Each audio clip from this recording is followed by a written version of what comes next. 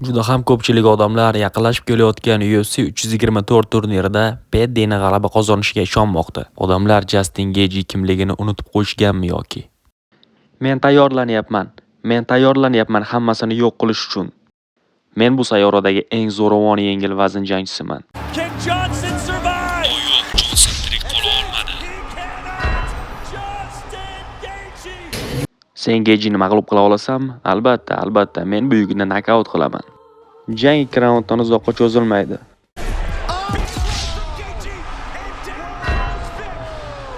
Justin, bu sen uchun ham men uchun ham ajoyib jang bo'ladi. Agarda qo'rqmasang, shartnomaga imzo chek. Doesn't need because he's gone toe to toe with one of the best strikers in the UFC, and he's probably going to get the decision. And there's the takedown to finish. Late takedown for the All-American. Jennerson o'g'ayni, seni har bir zarbang qattiq jarohatlaydi. Bu tarixiy jang bo'ladi. Mana bu kamar mening zalimda bo'lishi kerak. Fans being heard from now, about a minute gone by round.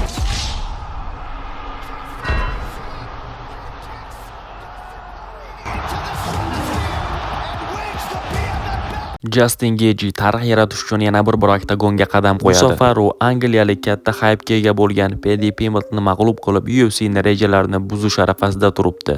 Do'stlar, biz bugungi videoda Justin Gaethjening top 5 ta dunyoni hayratda qoldirgan jangini ko'rib chiqamiz. Qulayroq joylashib oling, videoga like bosib, kanalga obuna bo'lishni esdan chiqarmang. Bu yigitga qarasangiz, siz haqiqiy to'fonni ko'rasiz. Trevor Whitman bosh murabbiy. U birinchi kundonoq zalga kelganida hammani hayratga solgan. Bekorga emas uning taxallusi highlight bo'lgani. Bu 100% unga mos tushadi. Agarda siz uni janglarini tomosha qilsangiz, takroriy efirning hojati qolmaydi. Har safar oktagonga qadam qo'yganida jimjitlik buziladi. U o'zining har bir jangini katta shouga aylantira oladigan kam sonli jangchilar qatoriga kiradi va odamlarga katta tartibsizlik va shouni namoyish qiladi. Bu yigitga o'xshaganlar juda ham kam. Ular shunchaki jang qilishni sevishadi. UFC'ga juda ham ko'p jangchilar kelgan, chempion bo'lishgan, ularning nomi chiqqan, lekin tezda unutilib ketishgan. Gaethjega o'xshaganlar esa abadiy qolishadi. Uning har bir jangida tomoshabin o'rnidan turib kuzatadi. Bugun esa shunday janglardan 5 tasini jamlaganmiz va buni biz Michael Johnsondan boshlamoqchimiz. UFC'dagi debyut jang. Qandaydir katta gapirishlar yo'q. Biz shunchaki oktagonga chiqamiz va bir-birimizni o'ldirishga harakat qilamiz. Meni noto'g'ri tushunmang, lekin men bu yigitni sindiraman. U men bilan jangdan keyin hech qachon avvalgidek bo'lmaydi. Men Michaelga o'xshagan jangchilar bilan oldin ham urushganman. Ular shunchaki ko'p gapirishadi, lekin oktagonda qo'llaridan hech nima kelmaydi. Shunga qaramasdan unga shaxsiy adovatim yo'q. Ortiqcha la'nati gaplarni gapirishni xohlamayman. Hammasini oktagonda ko'rsataman. Men tayyorlanyapman. Ishoning, men sayyoradagi eng zo'ravon yengil vazn jangchisiman. Kim bu yigit o'zi deb so'raganlarda qatiga Michael Johnson UFC'dagi shon-shuhrat zaliga kirish arafasida bo'lgan jangchi. U veteran. Va ayniqsa o'sha vaqtda UFC yengil vazn top 5 ga kirgan va diviziondagi eng tezkor qo'llar egasi bo'lgan. Yengil vazn afsonasi bo'lgan Dustin Poirier'ni bir zarbada uxlatib qo'ygan. Bundan tashqari Johnson o'sha vaqtda UFC'da 10 dan ortiq janglar o'tkazib, yaxshigina tajriba yig'ishga ulgurgandi. Oxirgi jangida Habib Nurmagomedov bilan jang qilib va birinchi raundda tik holatda unga yaxshigina zarbalar o'tkazgan edi. Lekin oxirgi raundlarda mag'lubiyatga uchradi va aynan mana shu mag'lubiyatni yuvish uchun ham u yangi kelgan Justin Gaethjeni jazolash kerak edi. Buning uchun Johnson hatto jangdan oldin ham Gaethjega ruhan bosim o'tkazishga harakat qilardi. Intervyular va press konferensiyalarda tinimsiz haqoratlar va kamsitishlar to'xtamas edi. Shanba kechqurun bu yigitga oson tun bo'lmaydi. U doim qo'llarini pastga tushirib jang qiladi. Bu UFC, bu yerda faqat elita darajadagi jangchilar bor. Men uni oddiy tarzda mag'lub qilib yoki ochkolar hisobiga yengmoqchi emasman. Men uning hayotini olaman.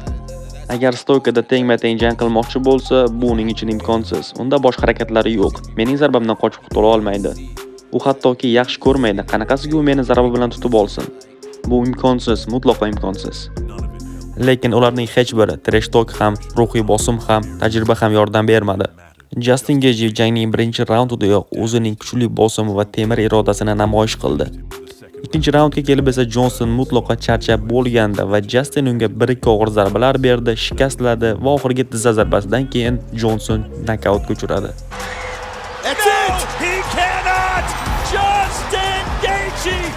U birinchi raundda meni tugatishga yaqin keldi, lekin men uni nokaut qildim. Oldin hech kim qilmagan ishni qildim. Endilikda biz keyingi davrga o'tsak, Justin Gaethje allaqachon UFC'da o'z nomini yozdirib bo'lgandi. U faoliyatida mutlaq chempion bo'lish uchun Habib Nurmagomedov bilan jang qildi. Habib bilan kurash bu nafaqat zarba va nokautga asoslangan, balki strategiya va mental chidamlilikni talab qiluvchi jang edi. Afsuski, Gaethje o'sha jangda ikkinchi raundda triangle choke uslubi bilan mag'lub bo'ldi. Keyin esa Justin Gaethje 1 yil davomida aktiv bo'lmadi va kim bilan jang qilishi noaniq edi, chunki o'sha vaqtda UFC'da katta burilishlar bo'layotgan edi. Habib Nurmagomedov, Tony Ferguson va irlandiyalik McGregor endilikda yengil vaznda boshqaramayotgan jangchilar edi. Ular nafaqaga chiqqan. Yangi qirol Charles Oliveira kelgandi va birgina g'alaba uni Charles Oliveira bilan mutlaq chempionlik uchun jangga olib chiqardi va aynan shu jang UFC 268 turnirida sodir bo'ldi. Men Michaelni nokaut qilish uchun chiqaman. Bilaman uning bazasi kurash. Agarda men 1-2 zarba bersam, u ortga qadam qo'yishi mumkin. Qani ko'ramiz, agarda u latta bo'lmasa, tik oyoqda jang qiladi. Bu yerda hamma bilib turibdi, Michael Chandler oktagonga chiqsa nima sodir bo'lishini. Bu yerda katta tartibsizlik bo'ladi. Men sizlarga Gaethje bilan katta shovni va'da qilaman. Siz albatta zerikmaysiz. Shuning uchun pay-per-viewni ertaroq sotib oling va shov boshlanishidan oldin tayyor turing. Yakshanba ertalab men va Kamaru g'alabani o'zimizniki qilamiz. Sen haqsan, men shunchaki juda ham ochman. Trevor Whitman bilan juda ham qattiq ishladim va buning samarasini oktagonda ko'rsataman. Olg'a yigitlar, men tartibsizlikni sevaman, men janglarni sevaman. Michael Chandler UFC'ga katta PR bilan kirib keldi. Kuchli kurash bazasiga ega bo'lgan jangchi, albatta elita darajada bo'lmasa ham, u oktagonda har qanday raqibni jarohatlay olardi. Portlovchi zarbalarga ega bo'lgan erkin kurashchi. Biz uni Chad Mendesning rivojlangan varianti deb ko'ra olamiz. UFC'dagi debyut jangidan keyin Charles Oliveiraga mag'lub bo'ldi. Albatta yutayotgan joyida birgina og'ir zarbani o'tkazib yubordi va jag'i unchalik kuchli emasligini ko'rsatdi. Jang shunchaki dahshatli bo'ldi, adrenalinga to'la. Har bir raund tomoshabinlarni hayratga soldi. Ikkalasi ham bir-biriga og'ir zarbalar yo'llashdi va hatto ikkinchi raundda Gaethje Chandlerni og'ir aprikot bilan knockdown holatiga ham tushirdi. Yovvoyi va shafqatsizlik ichiga to'la jangda Justin Gaethje hakamlar qarori bilan g'alaba qozondi.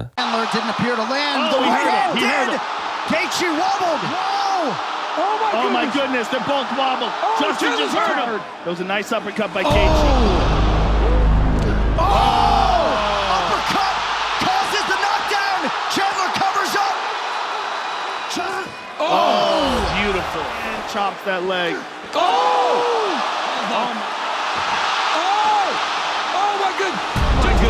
Oh my goodness, he hurt him.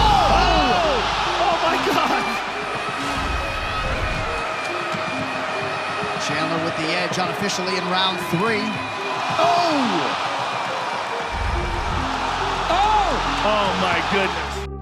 Ahvolim yaxshi, oyog'imdan tashqari, chunki Michael birinchi raundda kuchli zarbalar yo'lladi va oyog'imni shikastladi.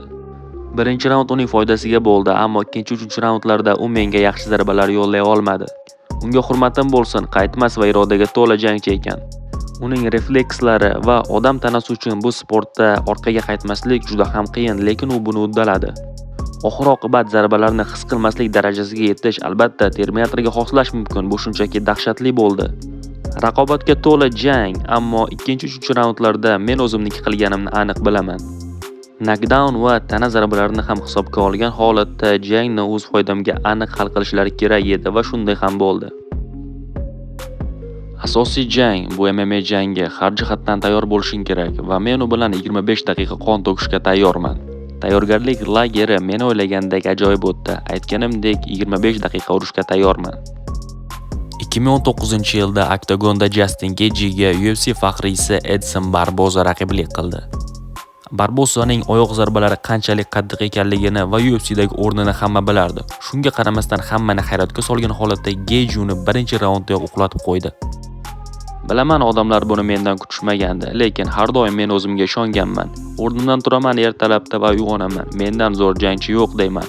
Bu mening mentalitetim, dunyo qarashim. Oldin hech bir jangchi Edson va Cowboyni men kabi nokautga uchratmagan. Men ikkisini ham nokaut qildi. Menga eng zo'rini bering. Albatta o'sha vaqtda Gaethje uchun ham eng munosib raqib topildi. Tony Ferguson haqida gapirishdan oldin keling o'sha vaqtga nazar tashlaymiz. 2020-yil aprel oyi, dunyo pandemiya ostida qolgan edi. UFC 5-bora Habib va Toni jangini tashkillashga urindi va 5-marotaba ham bekor bo'ldi. Habib viza muammolari va Rossiyani tark etolmaganligi sabab oktagonga uning o'rniga Justin Gaethje ko'tarildi. Elkoga o'sha vaqtda to'p yengil vazn bo'lib, 12 ta g'alabali seriyada kelayotgan edi.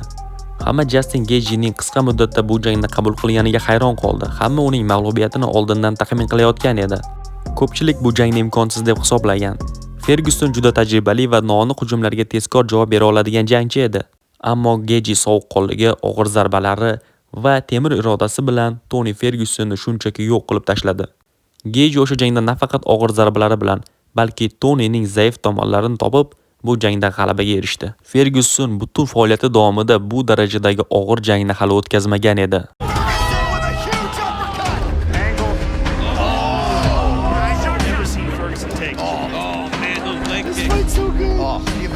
What the fans will be doing right now? The fans will be losing their mind by far. Clockwork against Ferguson. Oh my goodness. Oh man. They're going to stop the fight. That's it. Justin Gaethje stops Tony Ferguson in round. But it's Jang boshidanoq u ajralib turdi. Toniga og'ir zarbalar yo'lladi va uni sindirishni boshlagandi. Bu yerda tajriba unga yordam bermadi. Justinning charchashini kutgan Toni katta xato qilgandi. Ko'pchilik o'ylagandi, o'sha ikkinchi raunddagi aprikotdan keyin burilish nuqtasi bo'ladi deb. Aksincha, bu teskarisiga ishladi. 3-raundda Justin yanada ko'proq zarbalarni qo'shdi va hammasi yomonlashib ketdi. U haqiqiy Trevor aytgani kabi yirtqich. Bizda oxirgi raqib Dustin Diamond Poirier.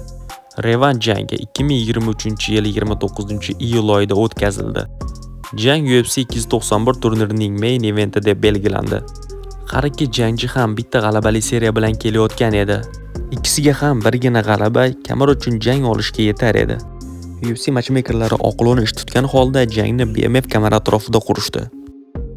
Qasos olish vaqti keldi. Sabrsizlik bilan kutyapman. Bu men uchun muhim ahamiyatga ega. Muxlislar tayyor turing. Ertaga siz haqiqiy urushni guvohi bo'lasiz. Men tayyorman. Yana bir bor sizlarga katta shouni namoyish qilaman. Olg'a. Hozirgi kunga qadar Justinning bu g'alabasi UFC'dagi eng katta shov-shuvlardan biri bo'lib kelmoqda. Birinchi raund Dustinning 1-2 og'ir zarbalarini hisobga olmagan holda deyarli teng o'tdi. Ikkinchi raundda Gaethje shu darajadagi qattiq zarba berdiki, hatto Poirier blok qo'ygan bo'lsa ham uni chuqur uyquga yubordi. Heard from now about a minute gone by round 2.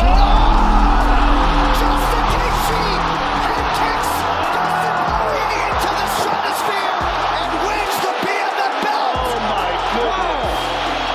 Oh my goodness. When Justin Gaethje O'tgan haftada Justin Gaethjening Dustinga yo'llagan oyoq zarbasini ko'rdingmi? Ha, bu shunchaki dahshat. Bu san'at asari edi. Haqiqiy go'zallik namunasi. Zarbaning og'irligidan hatto uning ovozi mengacha eshitildi. Hech qachon ko'rmaganman kimdir Dustin Poirierni bu ahvolda mag'lub qilganini. Do'stlar, siz nima deb o'ylaysiz? Paddy Pimblett Justinni mag'lub qilish uchun qanday imkoniyatlar bor?